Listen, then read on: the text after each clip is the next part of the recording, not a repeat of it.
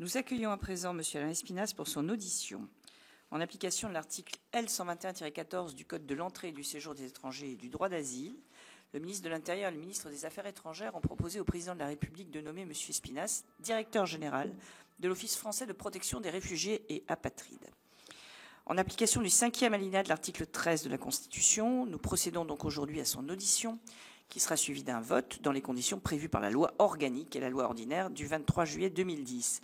Je vous rappelle que le président de la République ne pourrait pas procéder à la nomination de M. Espinasse si les votes négatifs au sein de notre commission et de la commission des lois de l'Assemblée nationale représentaient au moins 3/5 des suffrages exprimés au sein des deux commissions. C'est la règle des 3/5 négatifs. Le vote aura lieu à la suite de notre audition, qui est publique et ouverte à la presse. Nous procéderons au dépouillement vers 12h15, à l'issue de l'audition de M. Espinasse à l'Assemblée nationale, au moment même que nos collègues députés.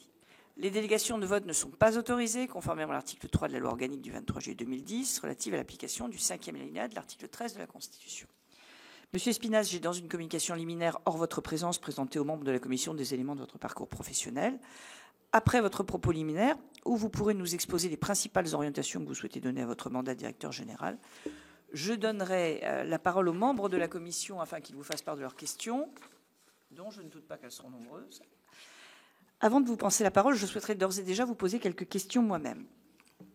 Tout d'abord, l'OFPRA fait face à un mouvement d'augmentation du nombre de demandes d'asile inédit par son ampleur dans l'histoire récente de notre pays. En 2024, le nombre de demandes enregistrées par l'OFPRA s'élevait à plus de 153 000, soit plus du double de celui mesuré 10 ans plus tôt en 2014. Le nombre de décisions de protection a atteint un record historique en 2024, 54 000 environ, soit contre moins de 10 000 en 2014. 54 000, je disais, ont été délivrées par l'OFPRA. Après recours devant la CNDA, ce sont même 70 000 décisions de protection qui ont été prises. Comment expliquez-vous cette tendance? Devrait-elle se poursuivre selon vous dans les prochaines années? Et vous paraît-elle soutenable, évidemment, tant pour l'OFPRA que pour notre pays? En particulier, comment expliquez-vous l'augmentation continue du taux de protection? Deuxième question, à laquelle vous vous attendez sans doute, qui concerne les délais d'instruction des demandes d'asile, 138 jours en 2024, et qui sont toujours bien au-dessus de l'objectif des 60 jours qui est fixé par le contrat d'objectif et de permanence. Quelles seraient, selon vous, les actions prioritaires pour résorber le stock de dossiers et assurer une réduction significative des délais de traitement? Enfin, troisième question, le pacte européen sur la migration et l'asile, qui doit entrer en vigueur à l'été 2026, et donc en faire l'objet d'une transposition et d'une adaptation de notre droit, comporte des évolutions importantes relatives à la procédure d'instruction des demandes d'asile, comme le recours accru à la procédure accélérée ou bien la refonte de la procédure de l'asile à la frontière. Pourriez-vous nous en présenter les principaux enjeux pour l'OFPRA et quelles seront les principales adaptations rendues nécessaires pour la mise en œuvre de ces nouvelles règles? Et je m'en arrête là, car il faut laisser quelques questions à nos collègues et surtout vous laisser intervenir. Monsieur Espinasse, nous vous écoutons. Merci, Madame la Présidente, Mesdames les sénatrices, Messieurs les sénateurs, Mesdames, Messieurs.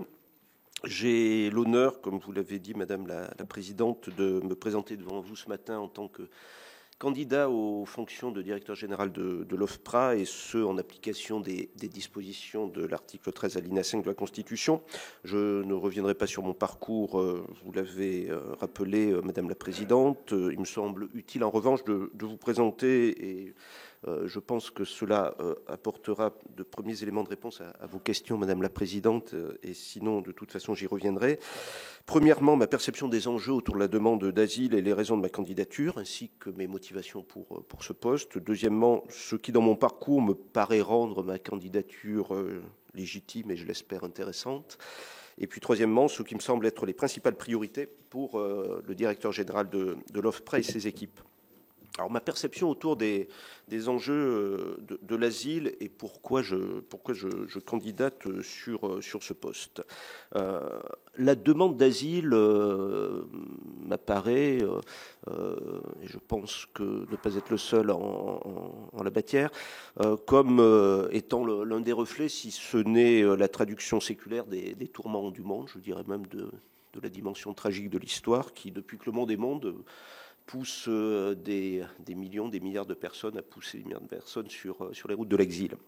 Le contexte international que nous connaissons, et je réponds ce faisant, Madame la Présidente, à l'une de vos questions. La première, que nous connaissons depuis une dizaine d'années, n'est pas de nature à entraîner une baisse de la demande d'asile et de manière plus générale des flux migratoires.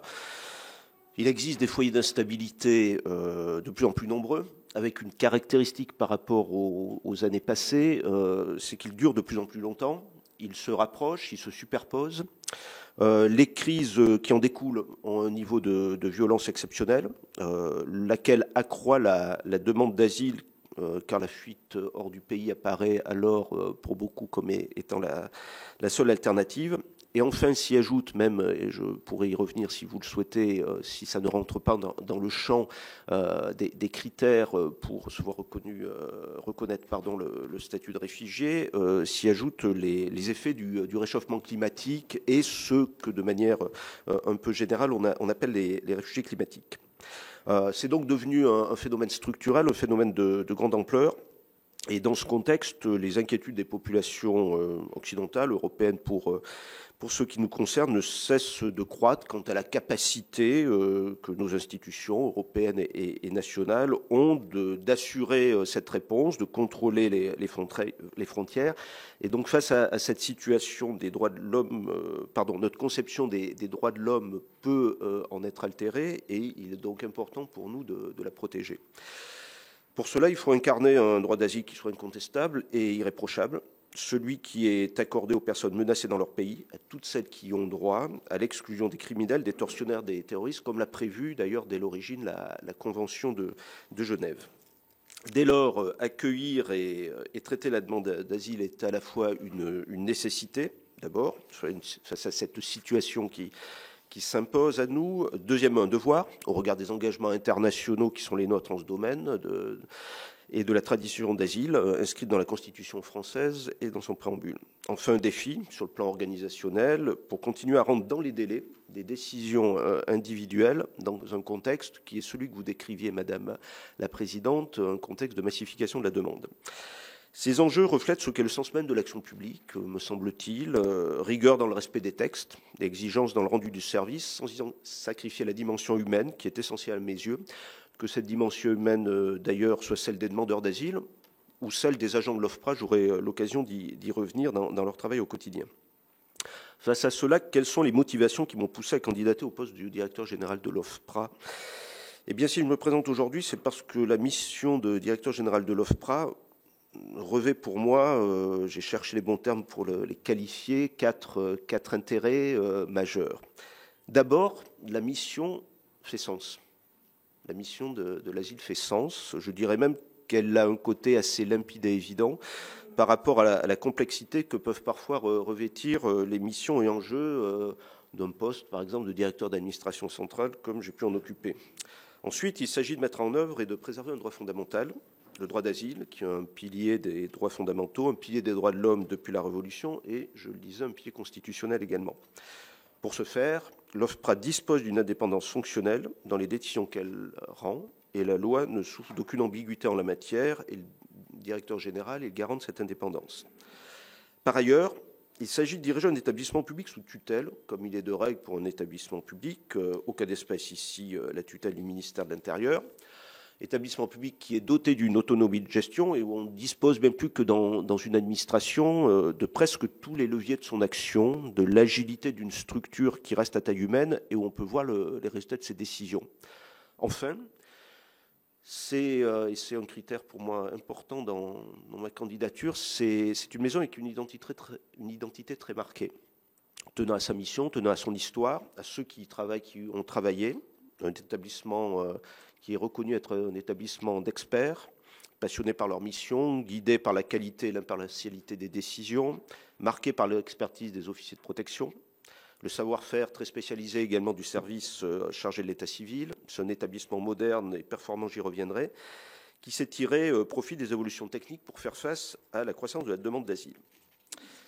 Deuxièmement, je le disais, vous dire quelques mots avant de vous présenter plus précisément les priorités pour le DG de l'OFPRA et ses équipes, selon moi. Quelques mots sur la légitimité, je l'espère, l'intérêt de ma candidature. Je suis un haut fonctionnaire qui, depuis 23 ans, occupait divers postes de responsabilité en centrale, comme sur le territoire, principalement dans le corps préfectoral et pendant 4 ans comme directeur d'administration centrale au ministère de l'Intérieur. J'y puise, je pense, certains atouts pour me présenter à ces fonctions. Tout d'abord, être préfet, c'est incarner un État impartial et neutre, qui applique le droit dans toute la portée du corpus normatif national, voire international, et de la jurisprudence, avec impartialité, quelles que soient les tensions qu'il peut y avoir. C'est le cœur même du métier de préfet, et je pense m'y être aguerri pendant les années où je l'ai exercé.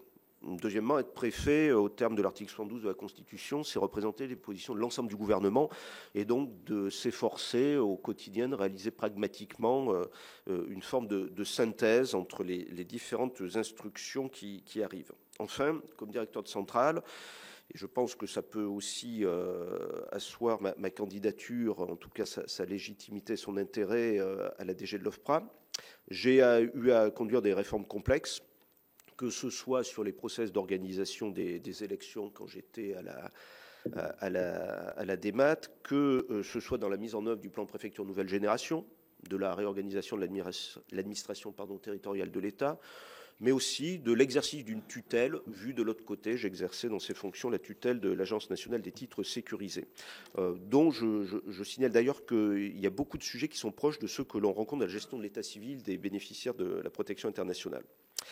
Ainsi, avoir occupé ces différents postes sur le terrain ou en centrale me semble me donner quelques atouts, en tout cas une légitimité à me présenter devant vous ce matin, et en tout cas en ayant bien intégré la dimension d'indépendance fonctionnelle et d'impartialité liée à cette mission comme à celle que j'ai pu exercer jusqu'à présent. Les priorités pour le directeur général de l'OFPRA et ses équipes et les moyens en réponse à ce que vous évoquez, Madame la Présidente, pour cela.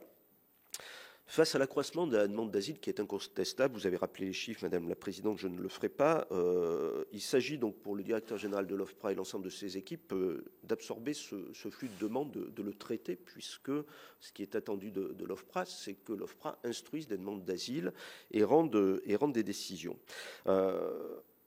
Cela, évidemment, doit se faire en préservant la qualité des décisions au fond, c'est-à-dire en accordant la protection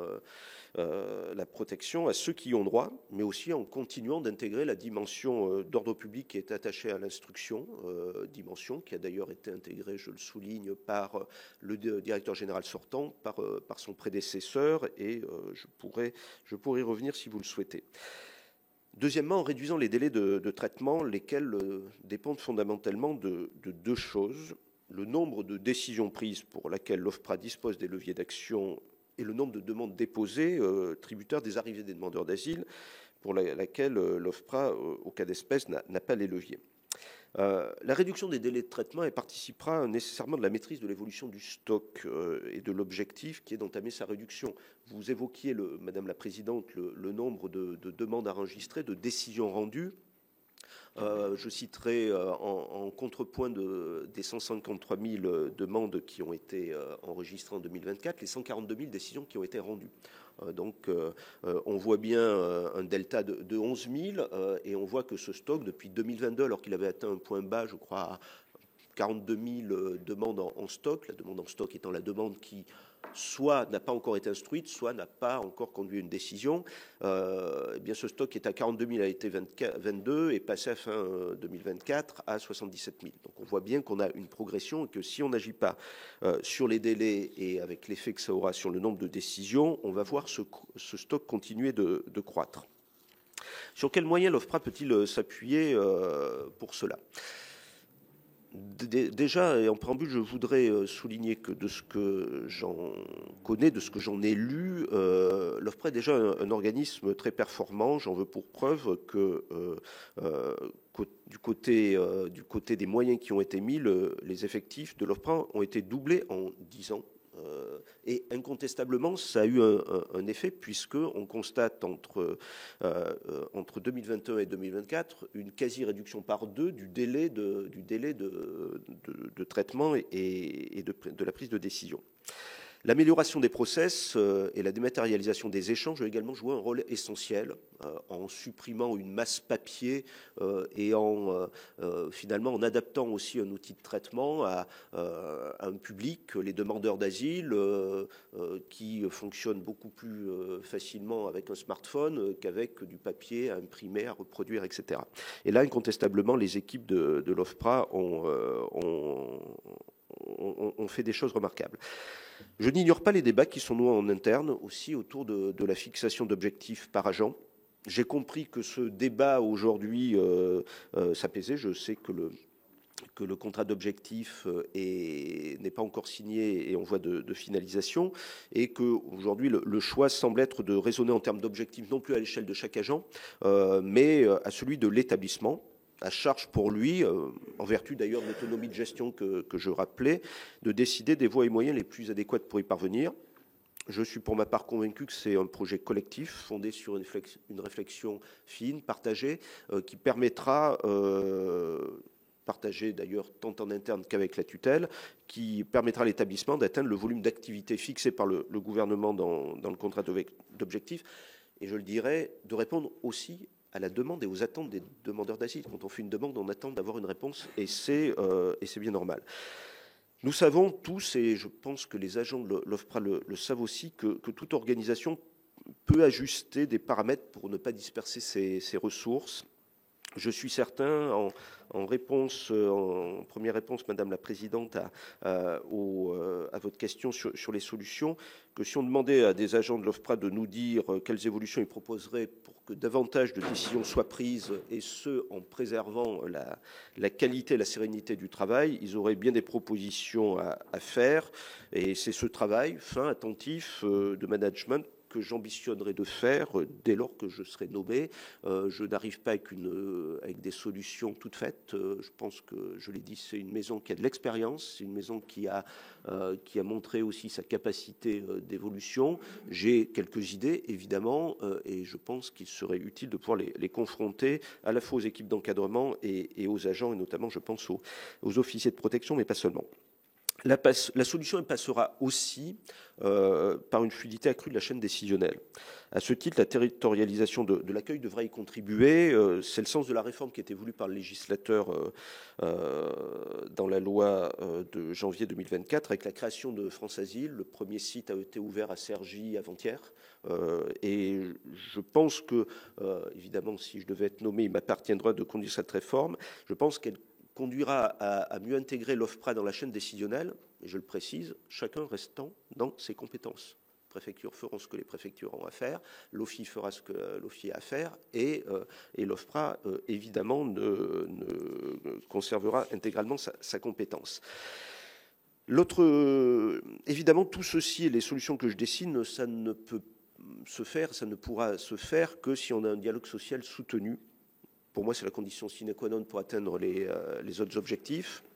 C'est ce que j'ai eu à cœur de faire dans mes postes précédents. Les métiers qui sont exercés par les officiers de protection sont difficiles.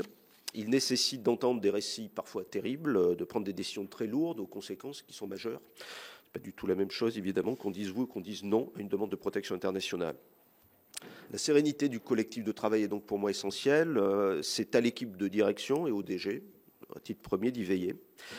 Cette sérénité passe, je le disais, notamment par des moyens accrus, et dans un contexte budgétaire que vous connaissez très bien.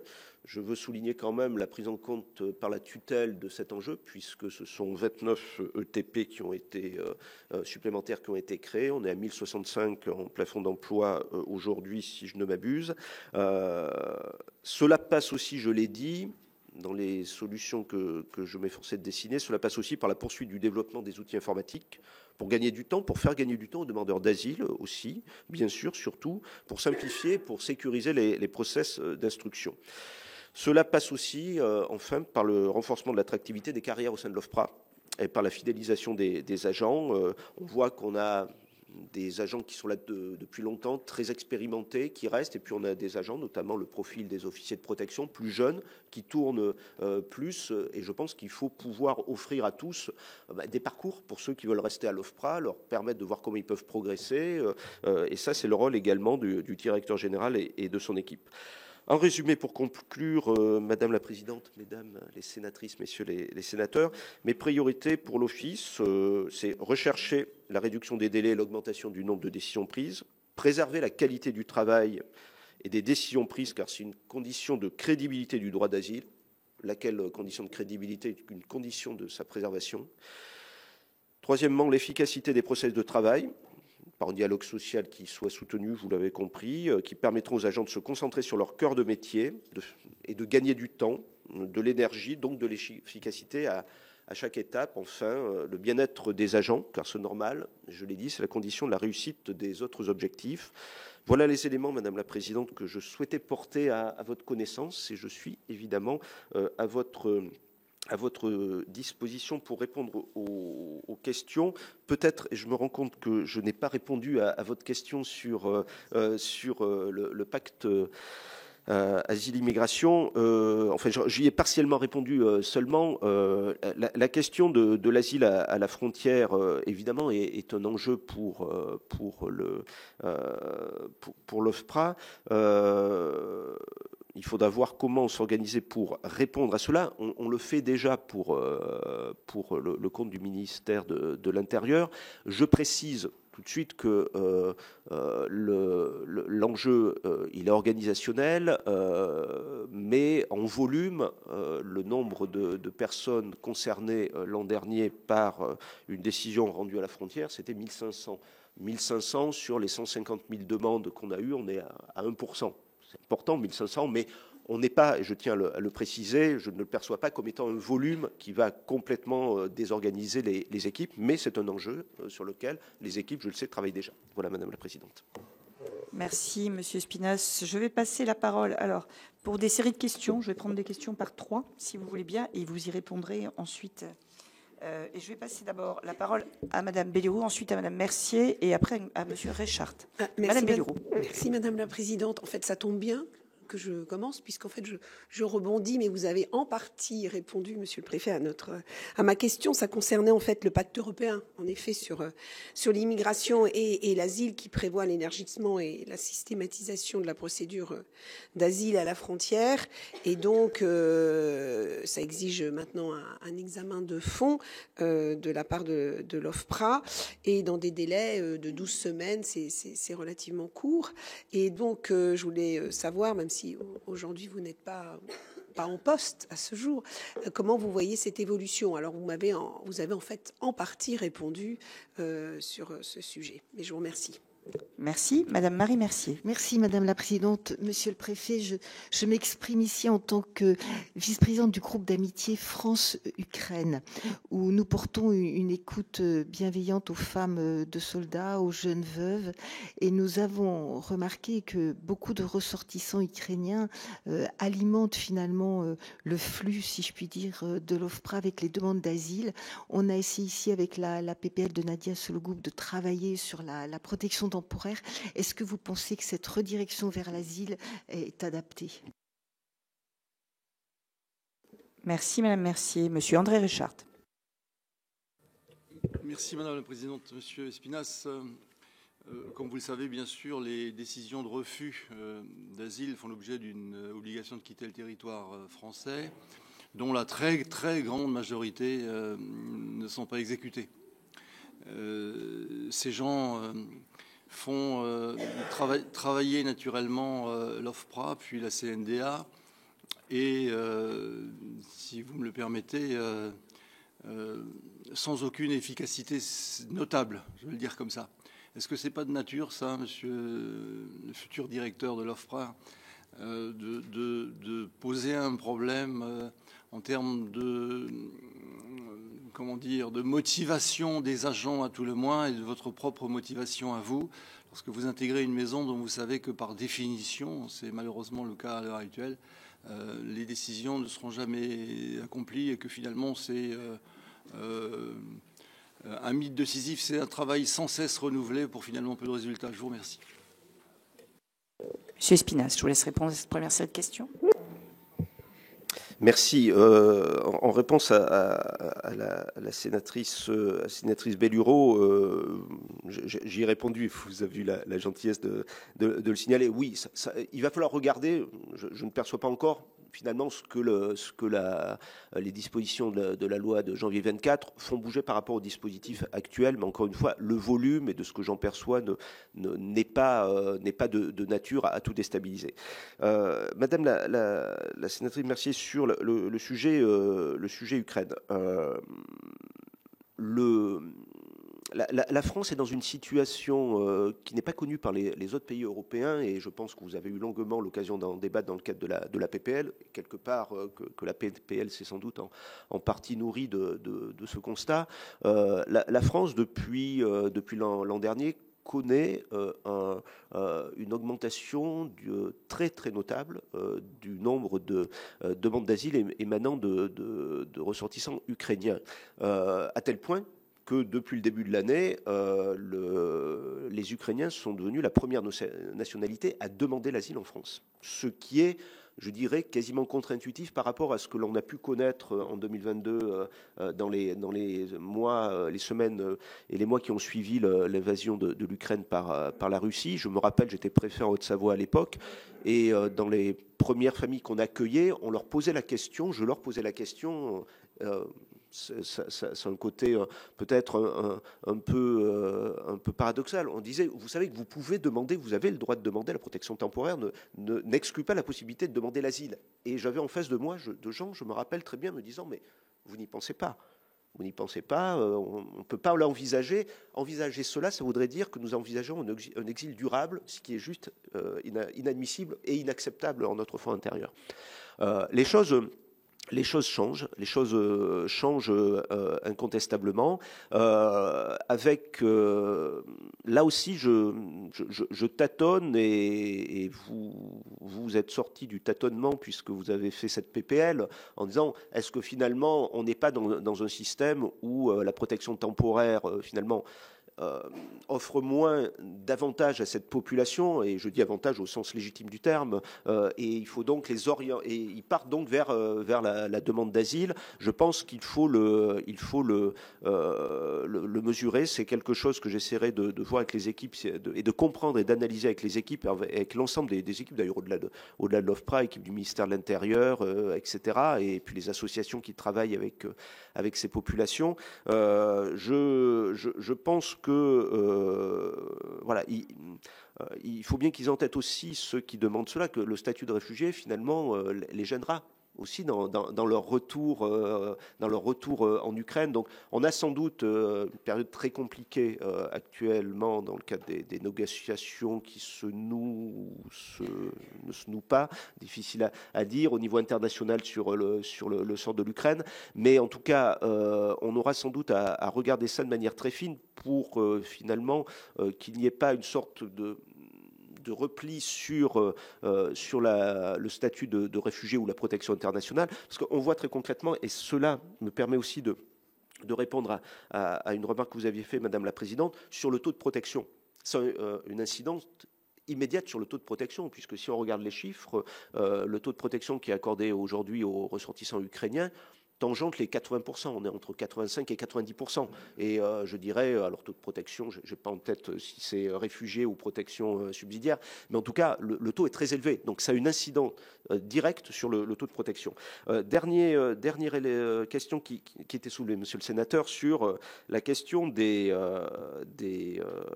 OQTF, qui est un sujet... J'étais préfet jusqu'à dimanche minuit, qui m'occupait comme tous mes collègues préfets. Est-ce que le faible taux d'exécution, excusez-moi, sur les OQTF doit donner une sorte de sentiment de Sisyphe, et que ce sentiment doit être partagé par les équipes de l'OFPRA en disant à quoi bon faire ce que l'on fait? fondamentalement, je pense qu'il y a deux sujets différents. Il y a, premièrement, l'asile, la demande d'asile, qui obéit à des règles, je l'ai dit, internationales et des règles nationales. Et donc, on a évidemment une capillarité forte entre les décisions prises et les conséquences à l'aval, mais pour moi, le sujet doit bien être traité sans se poser la question de savoir si je lui dis non, que va-t-il advenir de cette personne, etc. Je vais répondre plus précisément maintenant à votre question. Je pense que la rapidité de la décision avec laquelle on rend la décision aussi permet de sortir d'une zone d'attente qui génère elle-même la difficulté à exécuter des OQTF. Quelqu'un qui est demandeur d'asile et qui attend pendant des mois, peut-être des années, une réponse, va se retrouver dans une situation, au bout d'un moment, lorsque la décision arrivera, et si la décision est négative, avec la difficulté d'exécuter l'OQTF qui sera pris. Pourquoi ? Parce que cette personne, assez logiquement, se sera créé des droits sur le territoire national. Elle aura travaillé, parfois de manière pas forcément complètement dans les clous. Elle aura une vie sociale.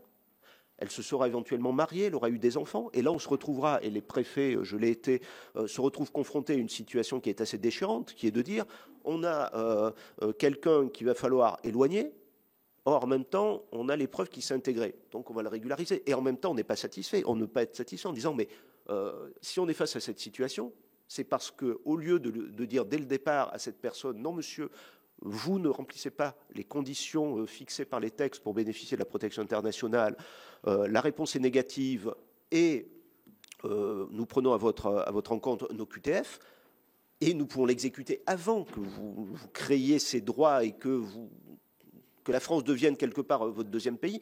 Je pense qu'on a la solution là, mais c'est toute la machine qu'il faut fluidifier ainsi. Merci. Je vais donner la parole successivement à Mme Sophie Briand-Guillemont, à M. Hervé Reynaud et à Mme Lauriane Jossand. Mme Briand-Guillemont. Merci Madame la Présidente. Monsieur Espinas, vous avez rendu hommage à juste titre au travail et à l'expertise des agents de l'OFPRA. Je voulais revenir sur un point que vous avez abordé, qui est celui des indicateurs de performance, puisque je comprends d'après vos propos qu'ils ne seront plus personnels mais collectifs. C'était une inquiétude d'ailleurs, notamment des agents, des syndicats, puisque je crois que c'était fixé à 1,7 entretiens par jour.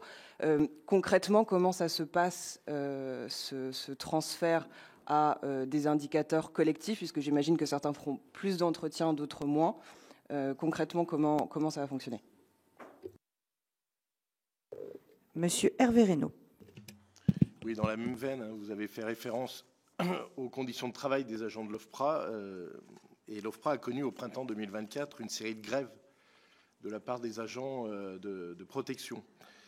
Donc, ce climat social, comment vous le percevez aujourd'hui et quel levier vous souhaitez activer pour justement, vous avez évoqué le mot fidéliser et accompagner les agents de l'OFPRA, dont les conditions de travail sont régulièrement évoquées comme un enjeu majeur.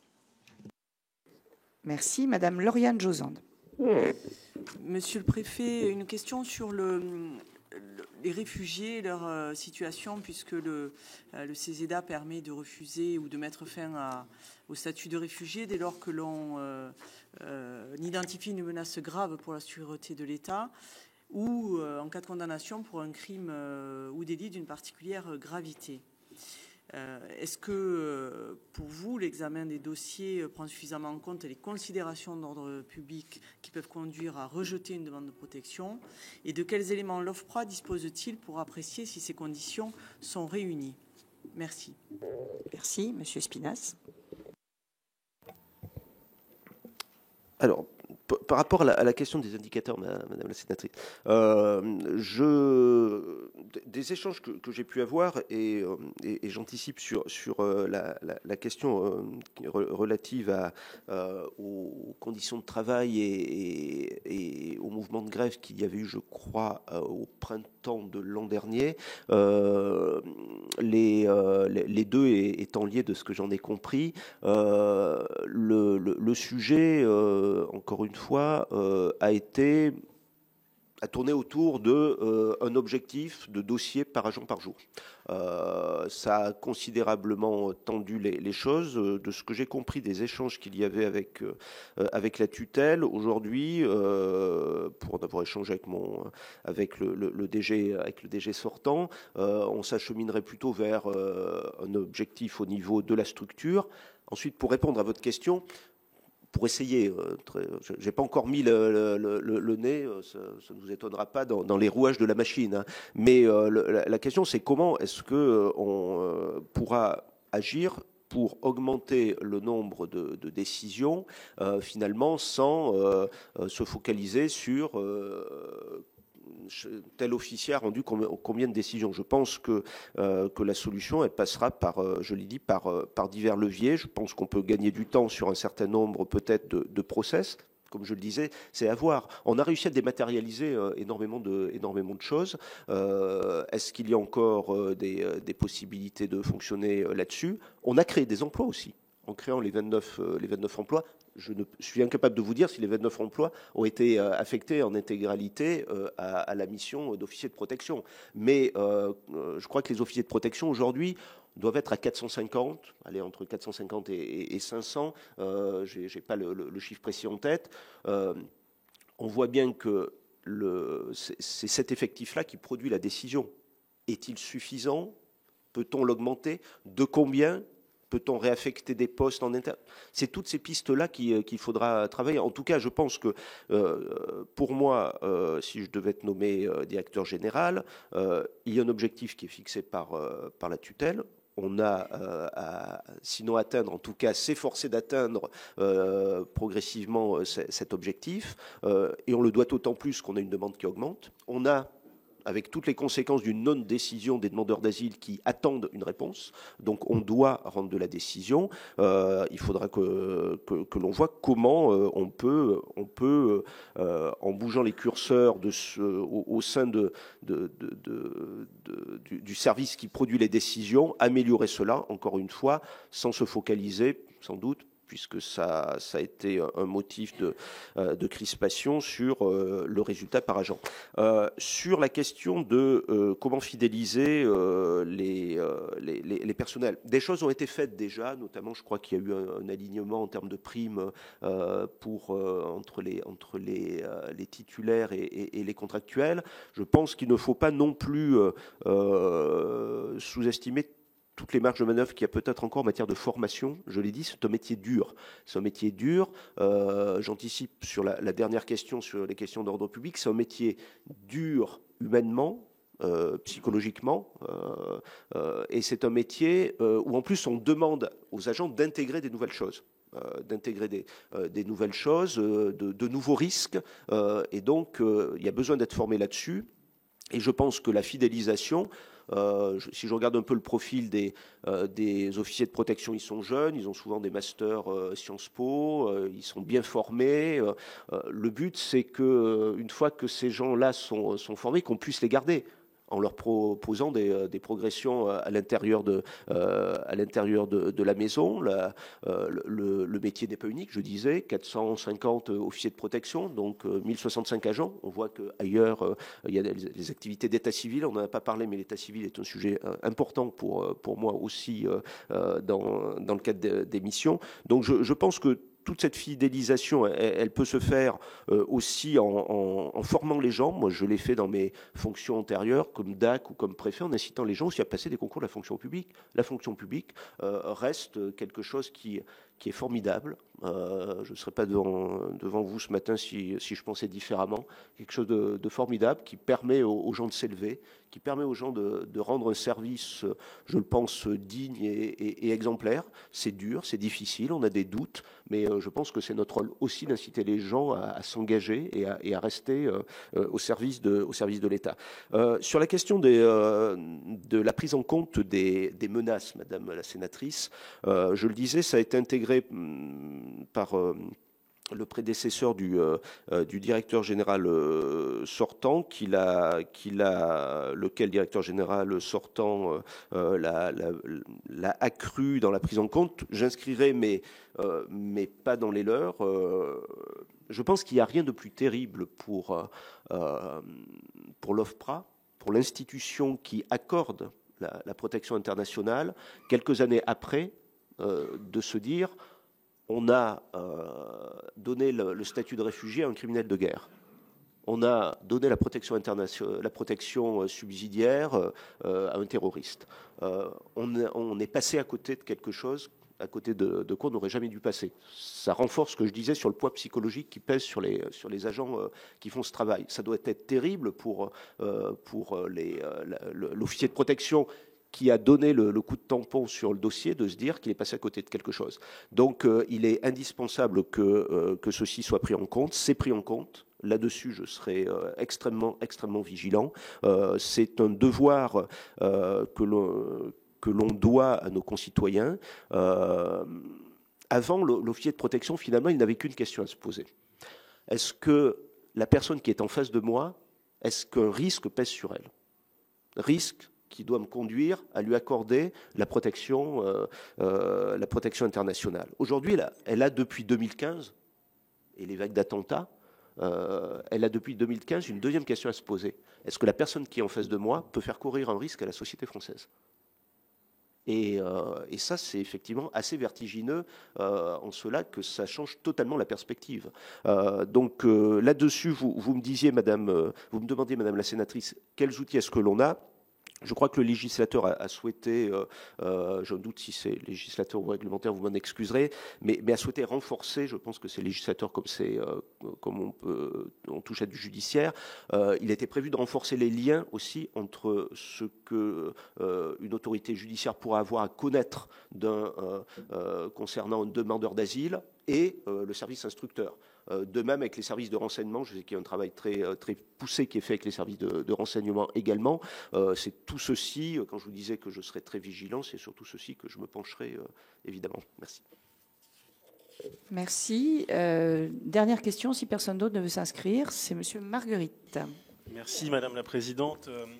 Monsieur le Préfet, alors Madame la Présidente l'a évoqué dans ses propos liminaires, la question de la territorialisation des actions de l'OFPRA, à qui il est parfois reproché d'avoir un fonctionnement trop centralisé. Est-ce que vous pensez que la territorialisation est une action opportune à développer, notamment dans l'optique de la réduction des délais, de la simplification, compte tenu notamment du fait qu'on semble très en retrait sur la territorialisation par rapport aux objectifs du législateur de 2024, avec un seul espace aujourd'hui dédié. Donc, comment vous percevez aujourd'hui cette territorialisation comme réponse à une meilleure action de l'OFPRA? Merci. Alors sur la territorialisation, j'aurais à cœur de me rendre à Cergy pour voir comment fonctionne le premier espace France Asile et comment fonctionne ou comment prend finalement je ne sais pas si vous parlez de greffe, en tout cas la vie en commun entre les agents de l'OFPRA et leurs collègues des services de préfecture qui sont dans ce qu'on appelait le GUDA, le guichet unique, demandeurs d'asile, et leurs collègues de l'OFI. Je me rappelle il y a quelques années déjà quand on avait fait ce rapprochement GUDA-OFI. Je ne sais plus si j'étais à la démat à l'époque. En tout cas, il y a eu des questionnements. Non, mais c'est pas les mêmes métiers. Pourquoi les agents de l'OFI doivent-ils aller en préfecture, etc. Finalement, le système, il a pris tout simplement parce que chacun est resté dans la compétence qui est la sienne. Aucun n'est allé, si vous me passez l'expression, chasser sur le territoire de l'autre. Par contre, le fait d'avoir son collègue qui une fois que l'accueil est fait, que le récépissé est délivré, avoir immédiatement le collègue de l'OFI qui va pouvoir mettre en branle l'octroi des aides, je pense, par rapport à ce que je disais sur la qualité de service public, c'est incontestablement un saut qualitatif. La personne, au lieu de faire plusieurs déplacements, voit au même endroit les mêmes personnes dans les différentes phases de sa vie administrative.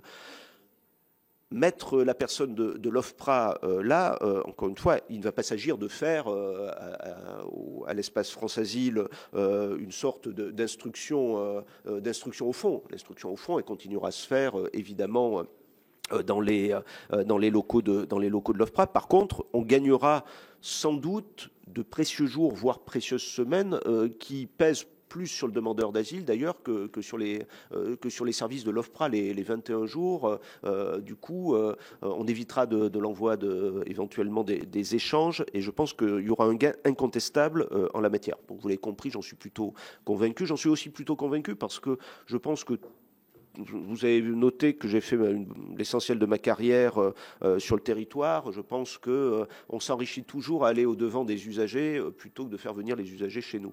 Voilà. Ensuite, lorsque on traite, Madame la Présidente le disait, de procédures avec une massification de demandes, on n'a pas d'autre choix aussi, à un certain moment, que de maintenir une forme de concentration.